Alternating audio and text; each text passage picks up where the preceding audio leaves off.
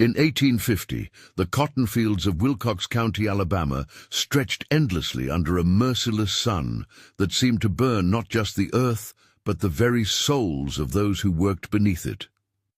The Blackwood plantation stood as a monument to prosperity built on suffering, its white-columned mansion rising like a spectre above the quarters where enslaved families lived in conditions that defied human dignity. It was here, among the whispered prayers and stifled sobs that echoed through the slave cabins each night, that a question would be asked, a question so simple yet so devastating that it would unravel secrets buried deeper than any grave. The boy who would ask this question was named Samuel. Born into bondage in 1842, he had known no world beyond the plantation's borders, no reality other than the one dictated by the crack of an overseer's whip and the endless rhythm of cotton picking. His mother, a woman called Celia by the masters, though her real name had been stolen along with her freedom, worked in the plantation house as a cook and seamstress. She was known for her silence, for the way she moved through the mansion like a ghost, her eyes always downcast, her voice never rising above a whisper. What made Samuel different, what marked him from birth in ways that both protected and endangered him, was his appearance. While his mother's skin bore the rich darkness that proclaimed her African heritage, Samuel's complexion was lighter, his features sharper, his hair softer in texture. In the brutal mathematics of slavery, where bloodline determined fate, Samuel occupied a dangerous middle ground, too dark to be free, too light to be ignored. The other children in the quarters whispered about Samuel when they thought he couldn't hear. They spoke of how Master Josiah Blackwood would sometimes stop during his inspections of the slave quarters and stare at the boy with an expression that was neither kindness nor cruelty, but something far more complex and troubling. The adults would quickly silence such talk, their faces growing hard with fear, but children see what adults pretend not to notice, and Samuel began to understand that his existence was somehow different, somehow wrong, in ways he couldn't yet comprehend. Celia had spent 8 years crafting careful lies and half-truths to protect her son from a reality that would have destroyed his young mind. When Samuel asked why his skin was different from hers, she told him that God painted all his children in different colors, like flowers in a garden. When he wondered why the master never looked directly at him but never punished him either, she said that some people were simply blessed with invisible protection. These explanations satisfied a child's curiosity, but as Samuel grew older and more observant, the questions became harder to deflect. The plantation house where Celia worked was a world unto itself, filled with fine furniture imported from Europe and portraits of Blackwood ancestors whose pale eyes seemed to follow visitors through every room. Master Josiah was a man of 43 years, unmarried despite the social expectations of his class and wealth. His sister, Margaret Blackwood, served as the plantation's mistress, managing the household with an iron fist wrapped in silk gloves. She was known for her charitable work among the local congregation and her strict adherence to moral principles. Yet there were whispers among the slaves about the true nature of the Blackwood family's piety. The overseer, a brutal man named Hayes, who had worked plantations from Virginia to Louisiana, ruled the fields with a cruelty that was legendary even in a time when such cruelty was commonplace. He carried a whip that he called his teacher and claimed it could educate any slave in proper behavior within 3 strokes. The slaves called him the devil's right hand, and mothers would quiet crying children by threatening that Hayes would hear them. But even Hayes, for all his power and sadistic authority, seemed to understand that certain slaves were not to be touched, and Samuel was one of them. Life on the plantation followed rhythms as old as the institution of slavery itself. Before dawn, the horn would sound, calling the field hands to another day of backbreaking labor. Children like Samuel were not yet old enough for the fields, But they had their own tasks, feeding chickens, gathering eggs, helping with the endless washing that kept the plantation running. It was during these daily routines that Samuel began to notice patterns that troubled him, coincidences that seemed too frequent to be mere chance. There was the way Master Blackwood would find excuses to visit the kitchen when Celia was working, lingering over conversations about household matters that could have been settled in moments. There was the peculiar protection that surrounded Samuel and his mother, an invisible shield that kept them from the worst punishments even when other slaves suffered for lesser infractions. And there was something in his mother's eyes whenever the master was near, not fear, which would have been natural, but a kind of desperate sadness that suggested a wound that would never heal. The other slave children had their own observations, shared in whispered conversations when adults were out of earshot. They spoke of seeing Master Blackwood standing in the shadows of the quarters late at night, not inspecting or threatening, but simply watching. They described the way he would sometimes reach toward Samuel as if to touch his hair or face, then catch himself and pull his hand away. These were dangerous observations, the kind that could get a slave killed if overheard by the wrong ears. But children are natural detectives, and the mystery of Samuel's place in the plantation hierarchy fascinated and frightened them in equal measure. Celia's protective instincts had been honed by years of navigating the treacherous waters of plantation life. She knew that her son's resemblance to Master Blackwood was becoming more pronounced with each passing year, and she understood the implications of that resemblance in ways that Samuel could not yet grasp. The boy was a walking reminder of shameful secrets, a living testimony to the hypocrisy that plagued even the most supposedly righteous households in the antebellum South. In the slave quarters, where privacy was a luxury that didn't exist, and every conversation could be overheard by hostile ears, Celia had perfected the art of silence. She moved through her days like a woman walking on ice, always conscious that one wrong step could send her and her son plummeting into an abyss from which there would be no return. She cooked the master's meals, mended his clothes, and maintained his household with the skill and discretion that had kept her alive for nearly 3 decades of bondage. But children, no matter how well protected, eventually asked the questions that adults most fear to answer, and in the spring of 1850, as Samuel approached his 8th birthday, and his resemblance to Master Blackwood became undeniable to anyone with eyes to see, the moment that Celia had dreaded finally arrived. It was a Tuesday morning in May, the kind of day when the Alabama heat was just beginning to build toward the crushing intensity of summer. Samuel had been sent to gather herbs from the kitchen garden, a task that allowed him to move through areas of the plantation normally forbidden to slave children. As he worked among the neat rows of sage and thyme, he heard voices coming from the master's study, voices raised in what sounded like an argument between Master Blackwood and his sister Margaret. The window was open to catch the morning breeze, and Samuel, with the natural curiosity of childhood, found himself drawn to listen. What he heard would change his understanding of his world forever, though the full implications would take years to unfold. "The boy grows more like you every day." Margaret's voice was sharp with accusation. "People are beginning to notice. The pastor mentioned it just last Sunday, asking after your young relation. How much longer do you think this charade can continue?" Master Blackwood's response was muffled, but Samuel caught fragments. "My responsibility cannot simply..." And then, more clearly, "He is my son, Margaret. Whatever his circumstances, whatever his mother's station, he carries my blood." The words hit Samuel like a physical blow. He dropped the basket of herbs, scattering them across the garden path, and ran.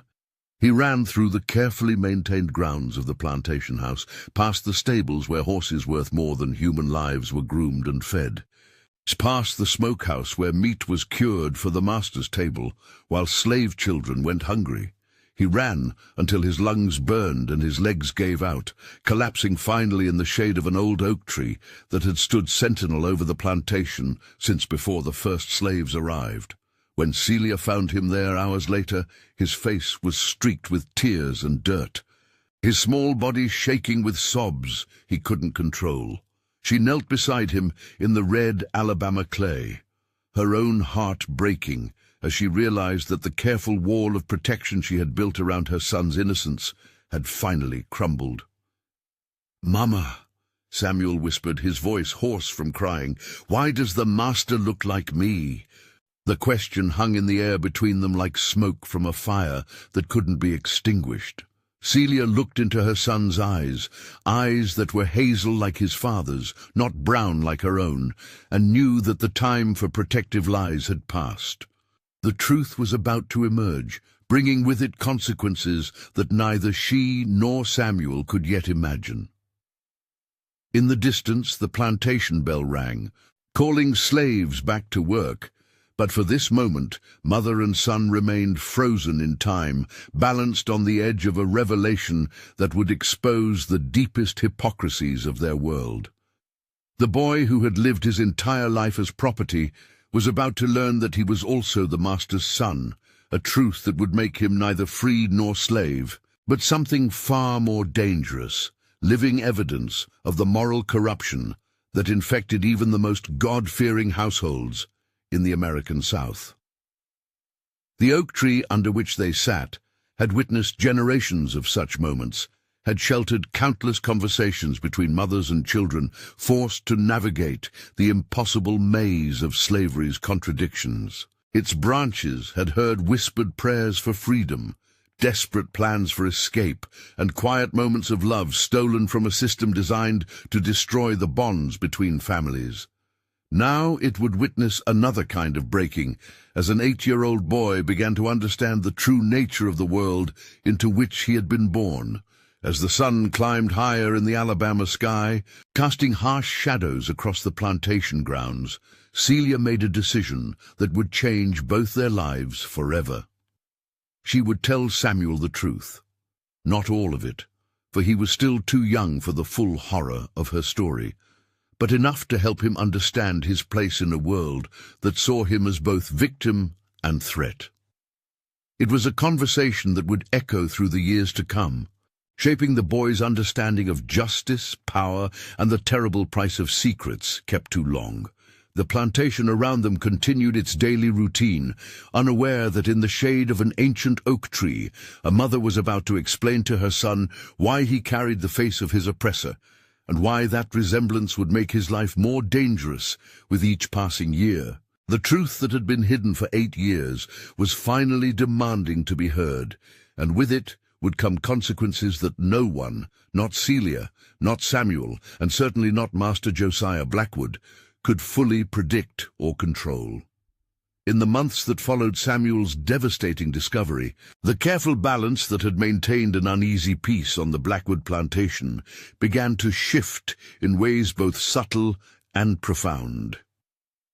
The boy's newfound knowledge changed him, aging his features in a manner that had nothing to do with the passage of time, and everything to do with the burden of understanding truths that no child should carry. His resemblance to Master Blackwood, always present but somehow overlooked in the willful blindness that slavery demanded, now seemed impossible to ignore. Celia had done her best to explain the inexplicable, choosing her words with the care of someone defusing a bomb. She told Samuel that sometimes powerful men took what they wanted from powerless women, that children born from such unions lived in a world between worlds, belonging fully to neither. She spoke of love where it existed and survival where love was impossible, crafting a narrative that preserved some remnant of her son's innocence while preparing him for the realities he would face. But children understand more than adults often realize, and Samuel grasped the implications of his mother's careful explanations with a clarity that terrified her. He began to see the plantation differently, noticing the way other light-skinned slaves moved through their days with a particular kind of wariness, understanding for the first time that he was not unique in carrying the bloodline of his oppressors. The revelation opened his eyes to patterns that had always been present but had previously existed beyond his comprehension. Master Blackwood himself seemed to sense that something had changed in the atmosphere of his domain. During his daily inspections of the plantation, his eyes would linger on Samuel with an expression that mixed guilt, possession, and something that might have been called affection in different circumstances. The master began leaving small gifts where the boy might find them: a carved wooden horse, a book of Bible stories, sweetmeats from the kitchen that were meant only for the master's table. These offerings were never given directly, always discovered as if by accident, maintaining the fiction that the relationship between them did not exist. Margaret Blackwood, ever watchful of her brother's behavior and acutely aware of the potential scandal that Samuel represented, began pressuring Josiah to make decisions that had been postponed too long. She spoke of selling Celia and Samuel to distant plantations, of the necessity of removing temptation and evidence from their lives. Her words carried the cold pragmatism of a woman who understood that reputation in their social circle was more valuable than human life, and that Samuel's continued presence threatened both. The other slaves watched these developments with the keen attention of people whose survival depended on reading the emotional currents of their masters. They recognized the signs of approaching change, the subtle tensions that preceded major upheavals in plantation life. In the quarters, conversations grew more hushed, and parents held their children closer, understanding that whatever storm was building around Samuel and Celia might sweep others along in its wake. Samuel himself began to withdraw from the casual friendships he had enjoyed with other slave children. The knowledge of his parentage created a barrier that he couldn't cross, making him feel simultaneously superior and inferior, protected and endangered. He found himself studying Master Blackwood's face during the man's visits to the kitchen, searching for resemblances and differences, trying to understand what it meant to carry the blood of both oppressor and oppressed in his veins. The boy's behavior became a source of growing concern for Celia. She watched her son struggle with questions that had no easy answers, observed him wrestling with concepts of identity and belonging that challenged the very foundations of their world. Samuel would sometimes ask why God would allow such confusion to exist, why he had been born into circumstances that made him neither fully one thing nor another. These were theological questions that tested even Celia's deep faith, forcing her to confront doubts about divine justice that she had spent years suppressing. As summer progressed and the cotton plants grew tall in the Alabama heat, tensions throughout the plantation continued to escalate. Rumors began circulating among neighboring plantations about the situation at Blackwood, whispers that suggested the master's moral failings were becoming public knowledge. These stories threatened not just Josiah's reputation, but his standing in a community where maintaining the fiction of racial purity was essential to preserving the entire social order. The overseer Hayes, whose brutal efficiency had always been appreciated by Master Blackwood, began making suggestions about resolving the problem that Samuel represented. His recommendations carried the subtle menace of a man who understood that problems could be made to disappear in ways that left no evidence behind. Hayes had worked plantations where inconvenient slaves had simply vanished, their absence explained by claims of escape attempts or fatal accidents. His willingness to employ such methods was part of what made him valuable to plantation owners who sometimes needed their consciences cleared along with their account books. During this period, Samuel began experiencing nightmares that reflected his growing understanding of his precarious position. He would wake in the small hours of the morning, crying out from dreams where he was chased by faceless figures through endless cotton fields, or where he stood before mirrors that showed him faces he didn't recognize. Celia would comfort him as best she could, but she knew that her son was grappling with psychological wounds that her love alone could not heal. The kitchen where Celia worked became a stage for increasingly tense encounters between her and Master Blackwood. He would find excuses to linger during his visits, sometimes attempting conversations that approached acknowledgement of their situation without ever stating it directly. These interactions were torture for Celia, who understood that any word or gesture could be misinterpreted with fatal consequences. She maintained her facade of respectful subservience while protecting herself and Samuel from implications that could destroy them both.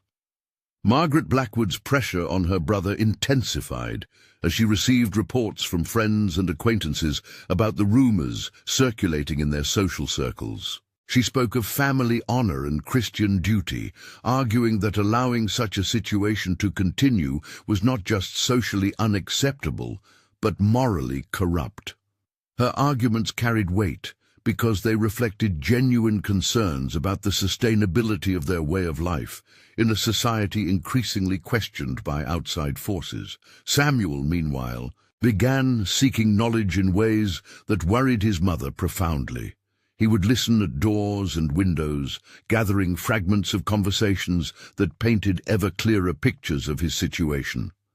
He learned about other plantation children who resembled their masters, about the various fates that awaited such living evidence of slavery's moral contradictions. Some were sold away to distant locations where their parentage would not be recognized. Others simply disappeared under circumstances that were never fully explained. A rare few were educated and freed, though such outcomes were exceptional rather than typical. The boy's growing awareness of these possibilities filled him with a mixture of hope and terror. He began to understand that his future would be determined not by his own desires or actions, but by calculations involving reputation, convenience, and the complex emotional needs of people who viewed him as both son and property. The contradiction inherent in his existence, being simultaneously valued and expendable, created a psychological burden that no child should carry. As autumn approached and the cotton harvest neared, decisions that had been postponed throughout the summer could no longer be delayed. The plantation's annual cycle demanded attention to practical matters, and Samuel's situation had become too prominent to ignore indefinitely.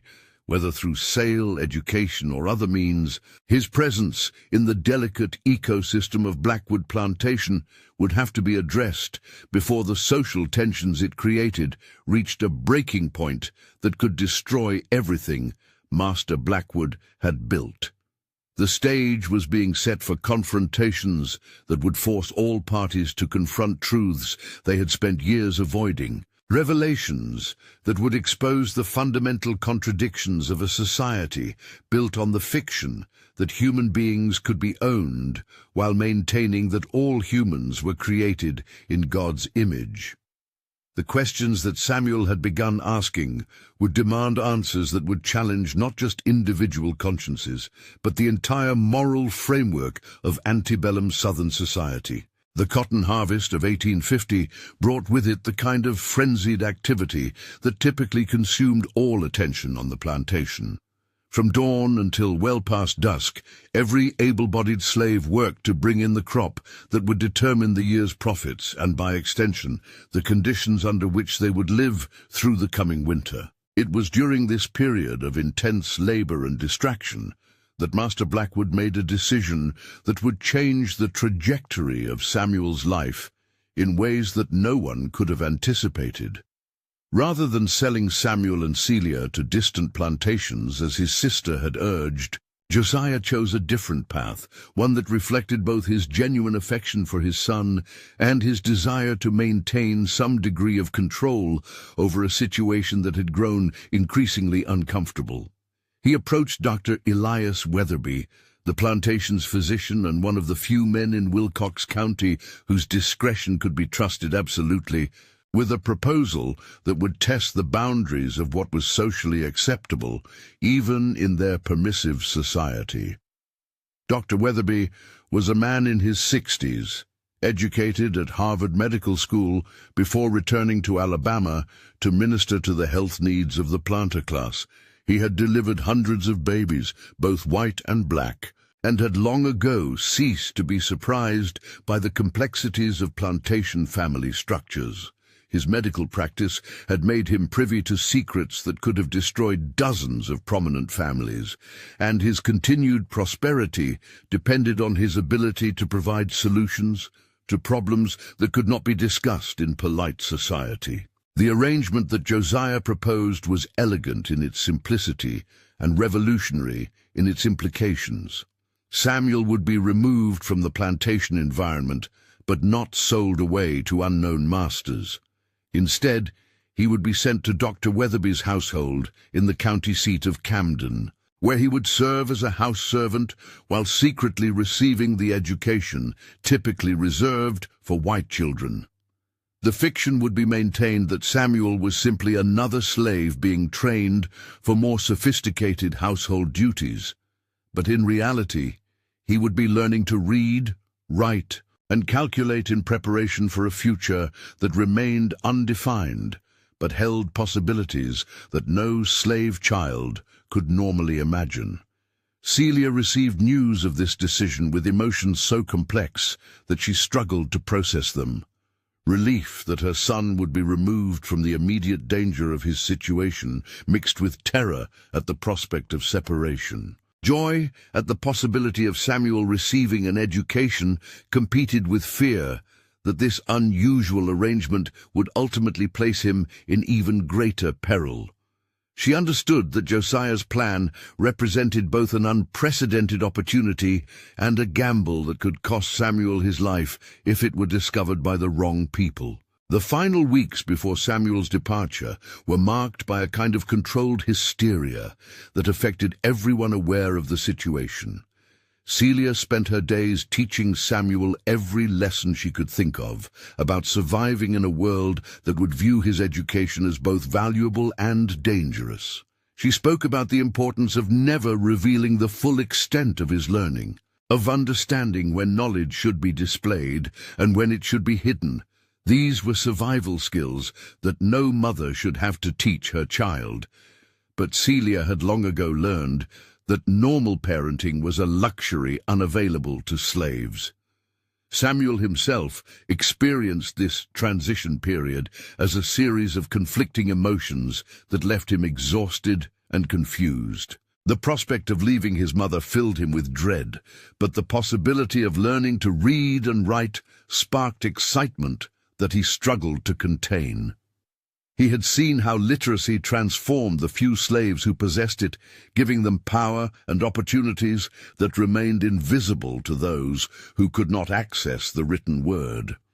At the same time, he understood that his education would make him different from other slaves in ways that could prove dangerous.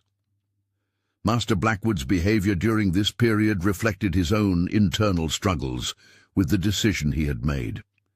He found himself seeking opportunities to speak with Samuel, offering advice and encouragement, while maintaining the pretense that their relationship was nothing more than that of a benevolent master preparing a favored slave for advancement.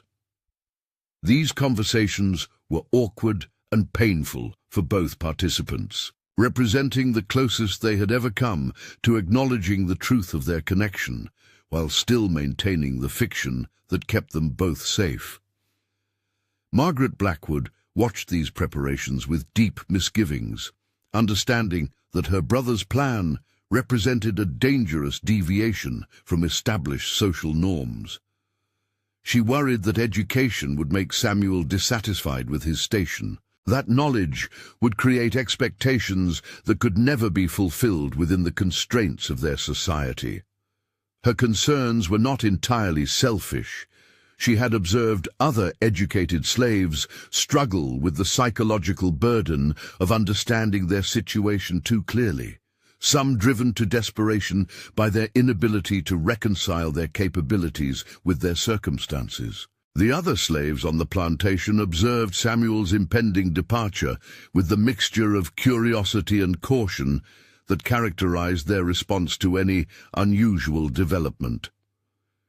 Some viewed his selection for household service as evidence of favoritism that they could not openly acknowledge but privately resented. Others understood the true nature of his situation and worried about the precedent his education might set, fearing that it could disrupt the careful balance that allowed their community to function within the brutal constraints of slavery. Dr. Weatherby, meanwhile, was making his own preparations for Samuel's arrival. His household already included 2 educated slaves, a man named Augustus, who served as his medical assistant, and a woman called Prudence, who managed his correspondence and accounts. Both had been trained by Weatherby himself and represented examples of how education could benefit slaves while serving their master's interests. The doctor believed that Samuel's quick intelligence and unusual background would allow him to excel in this environment, though he also understood the unique challenges the boy would face. The doctor's own motivations for accepting Josiah's proposal were complex. Professional curiosity played a role. He was genuinely interested in observing how a child of mixed heritage would respond to formal education. Financial incentives were also present, as Josiah had offered substantial compensation for Samuel's care and training.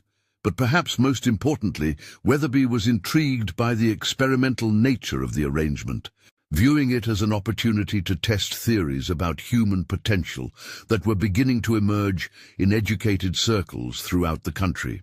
As the day of Samuel's departure approached, Celia found herself caught between desperate desire to keep her son close and recognition that this opportunity might represent his only chance for a life beyond the crushing limitations of field slavery. She spent hours teaching him prayers and songs that would help him remember her love during the years of separation they both knew lay ahead. These intimate moments were precious beyond measure, representing the last time they would be able to share affection openly without fear of observation or misinterpretation. The logistics of Samuel's transfer were carefully managed to minimize attention and speculation. He would travel to Camden in Dr. Weatherby's carriage, ostensibly accompanying the doctor on one of his regular visits to patients in the county seat. Once there, he would simply disappear into the doctor's household, becoming part of a domestic staff large enough to absorb one additional member without attracting notice. The fiction would be maintained that he had been purchased by Weatherby for his medical knowledge and training capabilities. On the morning of his departure, Samuel stood in the kitchen where his mother had worked for so many years, surrounded by familiar sights and smells that he was seeing for the last time as a child. The weight of the moment pressed down on him with an intensity that made it difficult to breathe. He understood that he was crossing a threshold from which there could be no return, leaving behind not just his mother and the only home he had ever known, but his entire identity as he had understood it. Celia's farewell was necessarily brief and seemingly casual, conducted under the watchful eyes of household staff who could not be trusted with the truth of their relationship. She pressed a small cloth bundle into Samuel's hands, containing items that would help him remember her during the long separation ahead. Her final words were spoken in a whisper that carried all the love and hope and terror she felt. Remember who you are, child. Remember that you are loved, no matter what else happens. As Dr. Weatherby's carriage rolled away from the plantation, carrying Samuel toward a future that remained unwritten and uncertain, those left behind struggled to adjust to an absence that created ripples throughout the entire community. Celia would return to her duties with the mechanical efficiency of someone functioning despite profound loss. Master Blackwood would throw himself into plantation business with unusual intensity, trying to escape the guilt and uncertainty that Samuel's departure had intensified rather than resolved. and Margaret Blackwood would continue her efforts to restore normal order to a household that had been forever changed by the presence of a child who was neither slave nor son, but somehow both. The road to Camden stretched ahead of Samuel like a metaphor for the uncertain path his life would now follow.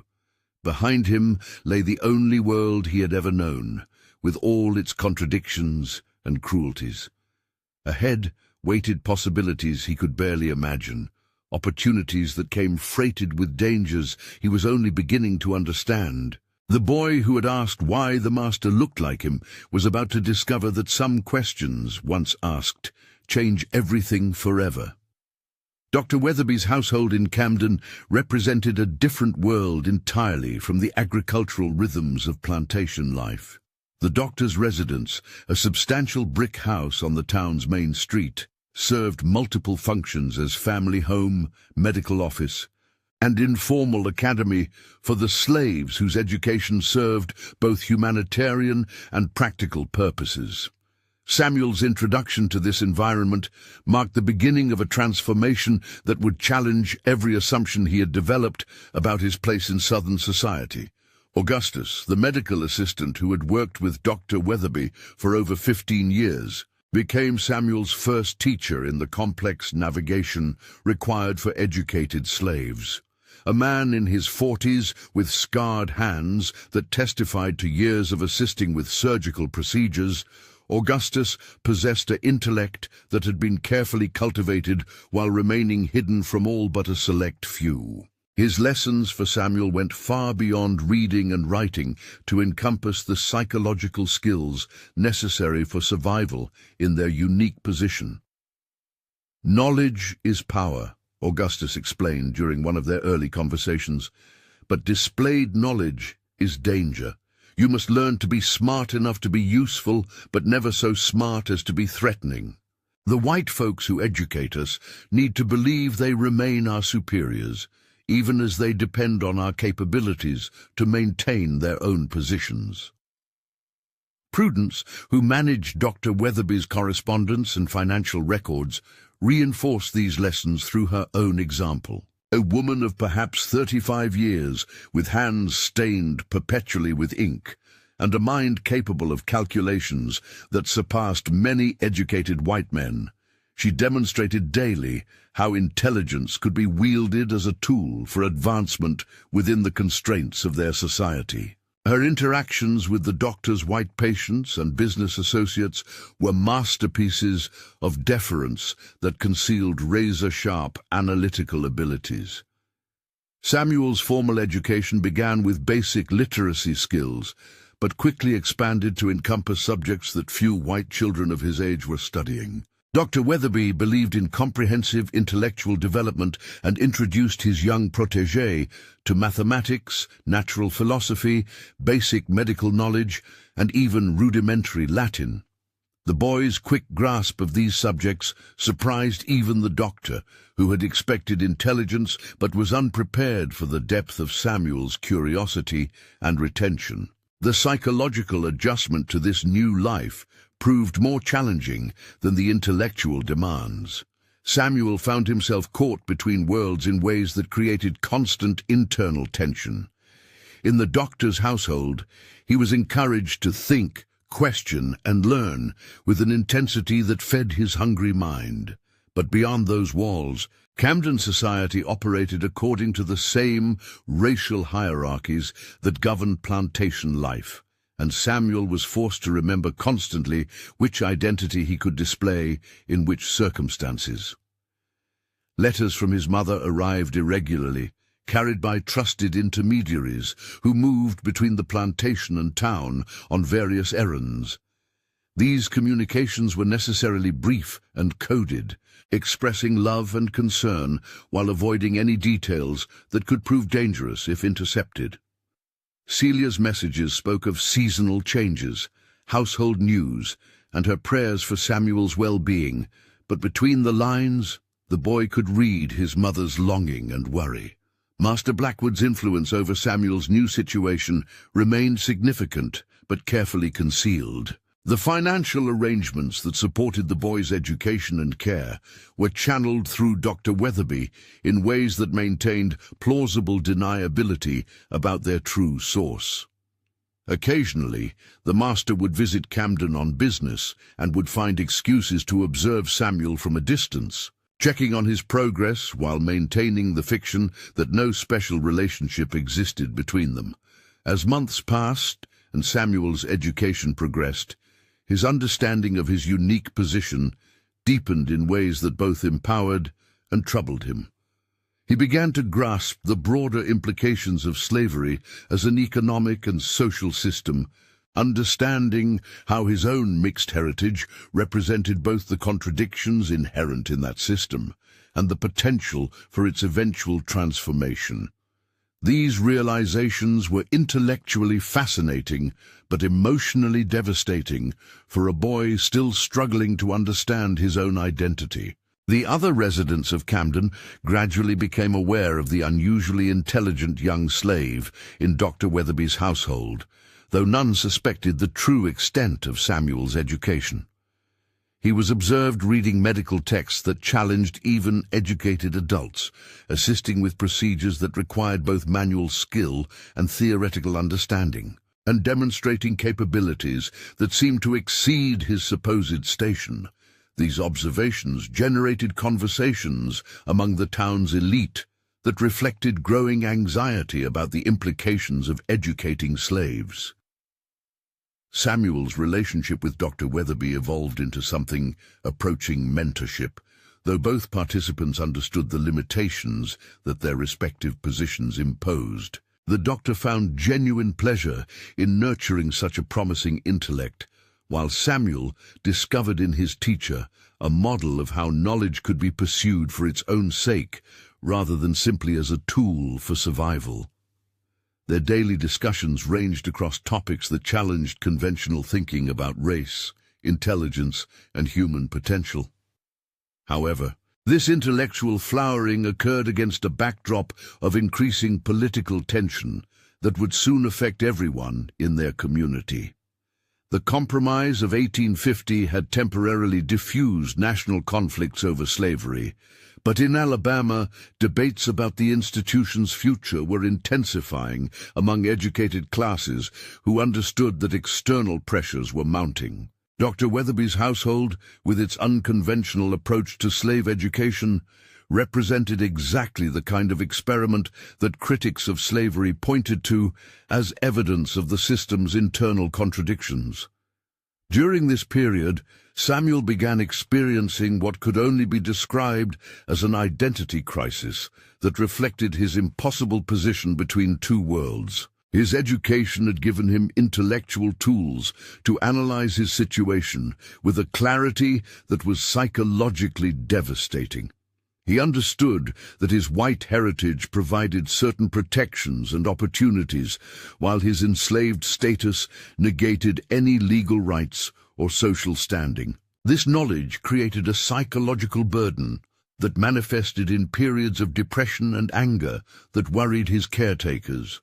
The boy's emotional struggles were compounded by his physical development, which was making his resemblance to Master Blackwood increasingly pronounced. Visitors to Dr. Weatherby's household sometimes commented on Samuel's unusual features, speculating about his heritage in ways that made everyone uncomfortable. These observations reminded all concerned that the fiction supporting Samuel's presence in Camden was becoming harder to maintain as he matured. Margaret Blackwood's concerns about her brother's experiment proved prescient as reports of Samuel's capabilities reached social circles that included some of Alabama's most prominent families. Conversations at dinner parties and church gatherings began, including references to the remarkable young slave at Dr. Weatherby's house. Discussions that carried undertones of both admiration and unease. Some viewed the boy's education as evidence of Negro capability, while others saw it as proof that educating slaves created dangerous expectations and dissatisfaction. As 1851 dawned, Samuel faced his 9th birthday with a mix of pride in his accomplishments and uncertainty about his future. His education had proceeded beyond what anyone had initially imagined possible, but success brought its own complications. The more capable he became, the more questions his situation raised about the fundamental assumptions underlying their society. His very existence challenged beliefs about racial hierarchy that formed the foundation of Southern social order. The question that had started this journey, why the master looked like him, had evolved into dozens of other questions that seemed to multiply faster than they could be answered. Samuel now understood the biological and social reasons for his resemblance to Master Blackwood, but that understanding had opened up philosophical and moral inquiries that challenged the basic premises of the world in which he lived. His education had given him the tools to analyze his situation, but analysis only highlighted the contradictions and injustices that defined his existence. Dr. Weatherby himself was beginning to question the wisdom of the experiment he had undertaken. While Samuel's intellectual progress exceeded all expectations, the psychological costs of the boy's position were becoming increasingly apparent. The doctor worried that they were creating expectations that their society could never fulfill, preparing Samuel for a life that might not be possible within the constraints of Southern law and custom. As spring arrived in Camden, bringing with it the familiar rhythms of agricultural renewal, Samuel continued his studies while grappling with questions that had no easy answers. His situation remained unique in their community, representing both an extraordinary opportunity and a dangerous precedent that challenged fundamental assumptions about race, intelligence, and social order. The boy, who had begun by asking about physical resemblance, was now confronting mysteries of identity and belonging that would shape the rest of his life in ways none of them could yet imagine. The question that would ultimately expose everything was building toward its moment of expression, though no one yet realized how completely it would transform their carefully constructed arrangements. Samuel's education had given him not just knowledge, but the confidence to seek answers to questions that polite society preferred to leave unasked. And in a world built on fictions and silences, such questions had the power to bring down structures that had seemed permanent and unshakable. By the summer of 1851, Samuel's education under Dr. Weatherby had progressed to levels that would have been remarkable for any child of his age, regardless of race. His abilities in mathematics, natural philosophy, and medical theory had developed to the point where he could assist the doctor with procedures that required both intellectual sophistication and practical skill. However, this academic success was creating complications that none of them had fully anticipated when the arrangement began. The political climate in Alabama was growing increasingly volatile as debates over slavery's future intensified throughout the South. Dr. Weatherby found himself under scrutiny from neighbors who questioned the wisdom of educating slaves to such an advanced level. Whispered conversations in Camden's social circles suggested that the doctor's experiment was attracting attention from authorities who viewed educated slaves as potential threats to social stability.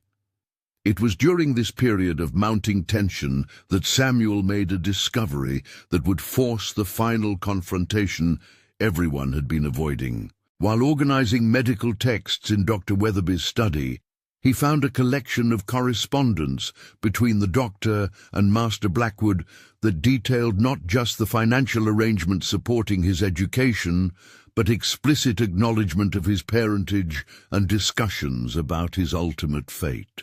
The letters revealed that Master Blackwood had been planning to eventually manumit Samuel and send him north, where his education and light complexion might allow him to pass for white and build a life impossible in the South.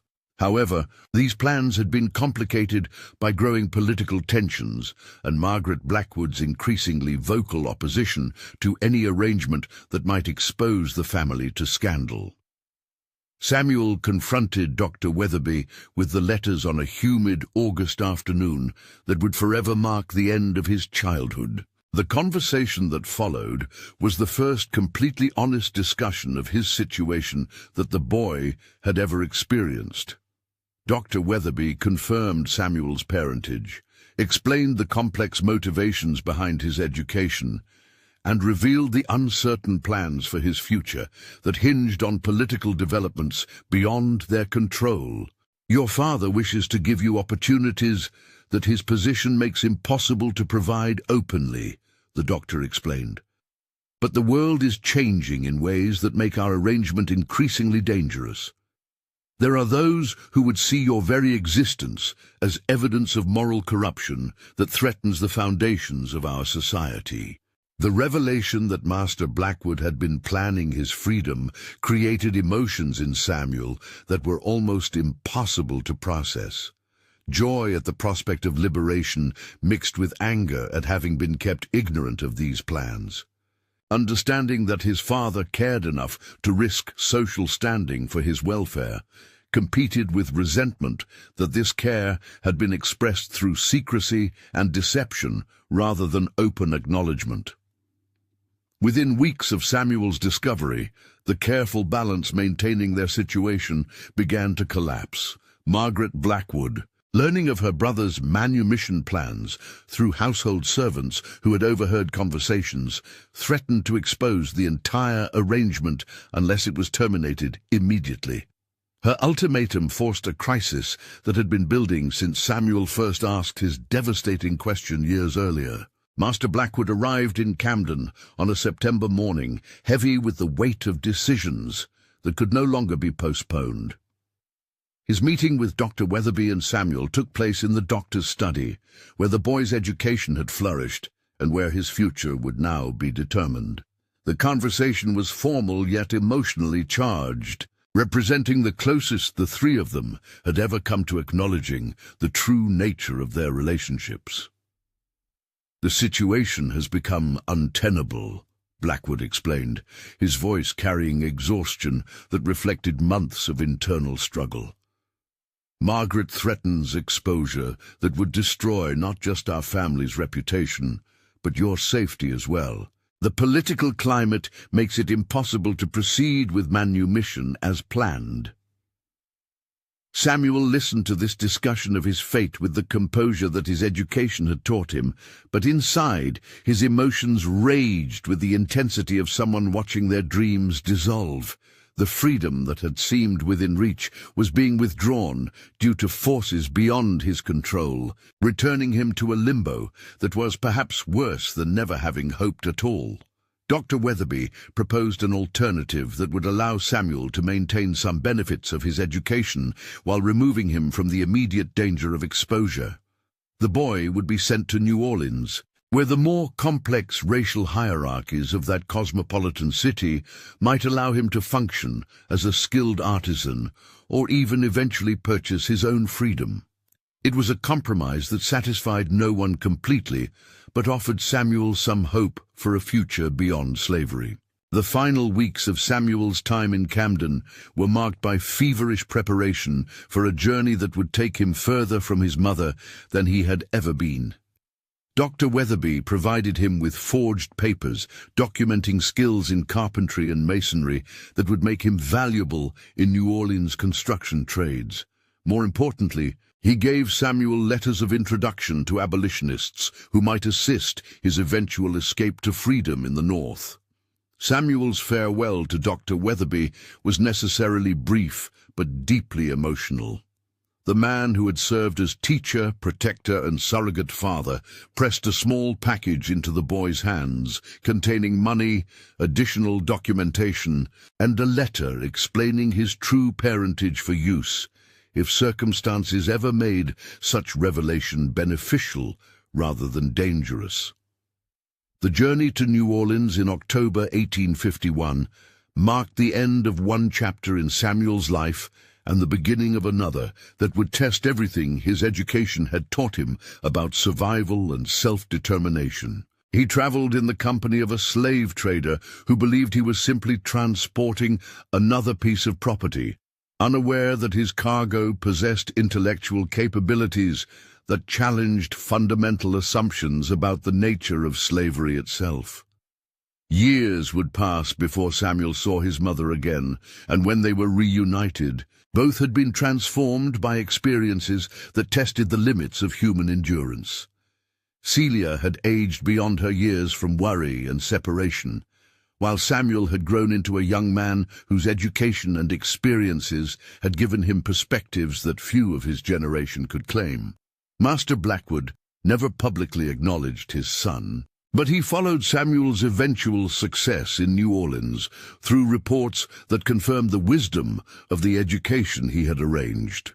The boy who had asked why the master looked like him grew into a man who used his unusual background and exceptional education to help other slaves find paths to freedom through the Underground Railroad. The question that had started this journey was ultimately answered not through words, but through actions that proved the fundamental equality of human potential, regardless of the circumstances of birth. Samuel's story became part of the larger narrative of slavery's internal contradictions, demonstrating how the system's own hypocrisies created the conditions for its eventual destruction. Margaret Blackwood's fears about exposure proved unfounded, but her victory in preventing immediate manumission came at a cost that haunted her for the rest of her life. She had preserved her family's reputation while condemning a gifted child to years of unnecessary bondage, a choice that reflected the moral blindness that made slavery possible but ultimately unsustainable. Dr. Weatherby continued his medical practice and his quiet work, educating selected slaves, though he never again attempted an experiment as ambitious as Samuel's education. The experience had taught him valuable lessons about the courage required to challenge social norms and the personal costs of moral compromise in an immoral system. The records of Samuel's time in Camden were carefully preserved by Dr. Weatherby, who understood their historical significance, even if their immediate impact was limited. These documents would eventually contribute to scholarly understanding of slavery's complexities and the remarkable individuals who transcended its limitations through intelligence, determination, and the courage to ask questions that others feared to voice. In 1862, Samuel's story came full circle when he returned to Alabama as a free man wearing the uniform of the Union Army. He served as a scout and interpreter, using his knowledge of the region and his understanding of slavery's operations to assist in the liberation of other enslaved people. His military service represented both personal vindication and symbolic victory over the system that had once claimed to own him. The plantation where Samuel had been born was among those he helped liberate during the Civil War's final campaigns. Standing in the kitchen where his mother had worked and where he had first learned to question the contradictions around him, Samuel reflected on the journey that had taken him from enslaved child to educated freeman to Union soldier. Celia lived to see her son's triumph, though she did not survive long enough to witness the full flowering of the freedom that his questions had helped create. Her faith that education and courage could overcome even the most entrenched systems of oppression had been vindicated by events she could never have imagined when she first tried to explain to a confused boy why he resembled his oppressor. Master Blackwood died in 1864, never having publicly acknowledged his son, but having lived long enough to see the world that had shaped their impossible relationship crumble around him. His final words, according to witnesses, were an apology spoken to empty air, suggesting that conscience had finally overwhelmed the social pressures that had prevented him from claiming Samuel openly. The question, "Why does the master look like me, mother?" had exposed everything, just as the most innocent questions sometimes do. It revealed the moral contradictions that made slavery unsustainable, the human cost of systems built on racial fictions, and the power of education to transform individuals and ultimately society itself. Samuel's story became part of the larger narrative of American freedom, proof that human potential cannot be permanently suppressed by legal bondage or social prejudice. The boy who had been born into slavery but educated in secret grew into a man who helped destroy the system that had claimed to own him, demonstrating that some questions once asked change everything forever. The records suggest that Samuel lived until 1903, dying as a respected educator and community leader in Chicago. His final years were devoted to establishing schools for freed slaves, ensuring that other children would have access to the education that had transformed his own life. He never forgot the question that had started his journey toward freedom, and he never stopped believing in the power of knowledge to overcome even the most entrenched systems of oppression. The slave boy's question had indeed exposed everything, not through dramatic revelation, but through the gradual accumulation of courage, education, and determination that ultimately proved more powerful than the chains that had once bound him.